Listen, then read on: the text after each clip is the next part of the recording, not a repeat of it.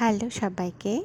দেখো আমি এখানে নিয়ে নিয়েছি এটা ছোটো এলাচ, এটা হচ্ছে দারচিনি, ওটা মৌরি, এটা হচ্ছে তেজপাতা, পাঁচফোড়ন, লবঙ্গ আর শুকনো লঙ্কা। এই মশলাগুলো দিয়ে আমি আজকে তোমাদের একটা দারুণ বলবো একটা রেসিপি, যেটা তোমরা এটা সারা বছর কিন্তু তৈরি করে স্টোর করে রাখতে পারো।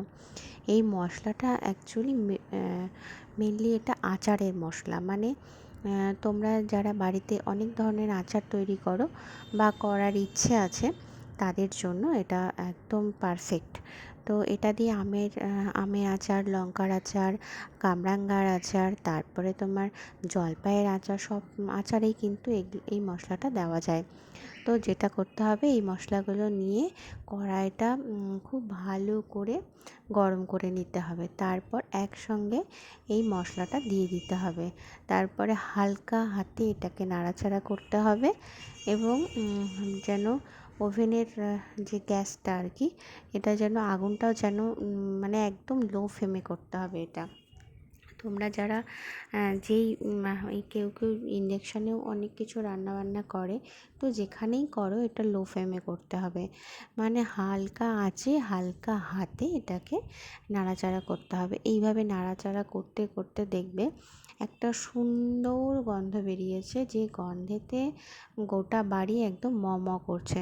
তখন কিন্তু বুঝতে হবে, আর মশলাগুলোর কালার একটু হালকা লাল লাল হয়ে যাবে, কালার চেঞ্জ করে দেবে। তখনই বুঝতে হবে যে এটা হয়ে গেছে। এইবার আমি এটাতে শিলনোড়ায় করছি, কারণ আচারের মশলা একদম গুঁড়ো হলে কিন্তু ভালো লাগে না, একটু হালকা গোটা গোটা থাকবে। তো সেই রকম হলে কিন্তু আমার ভালো লাগে। তোমাদের যদি মনে হয় যে খুব প্লেন করবে, তাহলে এটা মিক্সিতে করতে পারো। তো দেখো আমি করে নিয়েছি। এটা অনেকটাই দেখো গোটা গোটা আছে, একদম যেগুলো গোটা গোটা থাকবে এইভাবে হাতে নেড়ে নেড়ে বেছে বেছে তুলে রাখতে হবে। আর বাকি যেগুলো থাকবে সেগুলো একটা তোমার কাচের জারে, এটা কিন্তু সারা বছর তোমরা স্টোর করতে পারো।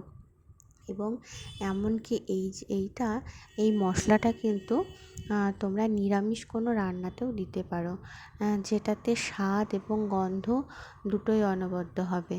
তো আমার এই মশলার রেসিপিটা কেমন লাগলো জানিও। আর যারা নতুন দেখছো, প্লিজ লাইক, কমেন্ট, সাবস্ক্রাইব করতে ভুলো না। তোমাদের একটা লাইক, একটা কমেন্ট, একটা সাবস্ক্রাইব আমাদেরকে অনেক উদ্বুদ্ধ করে। যারা ইউটিউব করছো তারা এটা জানে, আর যারা দেখছো তাদেরকে বলে রাখি, তোমাদের একটা লাইক, একটা কমেন্ট, শেয়ার এবং সাবস্ক্রাইবে আমাদের মন জয় করে নাও তোমরা।